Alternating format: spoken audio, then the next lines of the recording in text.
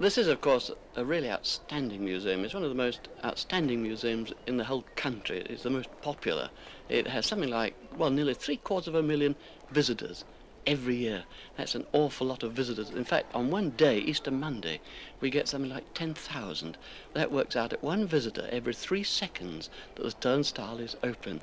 So that gives you an idea of the popularity.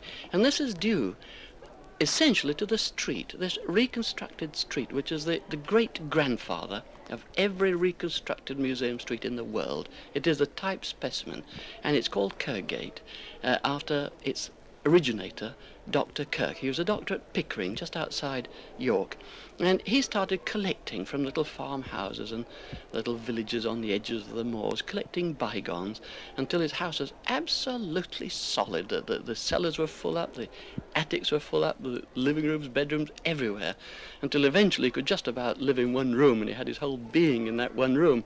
He kept his car, of course, in the open air, because in his coach house he had a hearse, 2 fire engines, and a hansom cab. Well, of course, it came to the picture of just too much, so he in fact offered this vast collection free to the city of York, and they converted this female prison into a museum, and it's turned out to be the most popular folk museum in the country. Well, since his days, of course, we've extended it. We've added all sorts of things. We've doubled the size, and our most recent addition was another street, just like Dr. Kirk's Street, and we began by cutting down the elderberry bushes and pulling up the brambles and the grass, and then we put a roof over this exercise yard, and then we collected all the buildings, and inside it we built a pub, 3 shops, a garage, a drinking fountain, a gypsy caravan. Anyway, we got all the thrill that he got in recreating the past, and every single item in that street has a story to tell. Nobody ever brings to you the things you want.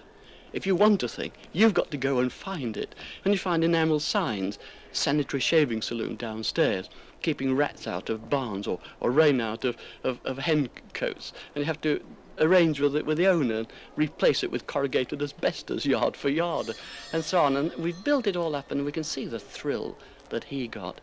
Then after that, we re-erected a mill on the banks. At the back of the museum is a corn mill, and the water from the river actually does turn the wheels, although I admit there's an electric motor that pumps the water to get it there, and the water wheel turns the gears that turn the shafts that turn the stones that mill the corn that Jack built. And we sell this corn in little £1 bags, souvenir bags, and these are so popular that during the 6 months the mill is open, we sell more than 27 tons of flour in £1 bags.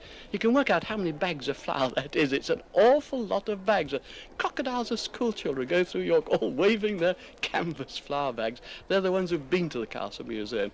If they haven't been to it, if they're on the way to the Castle Museum, they're not waving their bags. That's how you can tell the difference. Well, that is what we want to do in the future. We want to build a complete folk park in the open air, where you can have a recreated North Yorkshire village, everything working, a medieval church, a pub, shops, workshops, craft workshops, farms, horses, corn stacks, everything working. And I'm quite sure when that comes off, it will be an even greater success than the Castle Museum.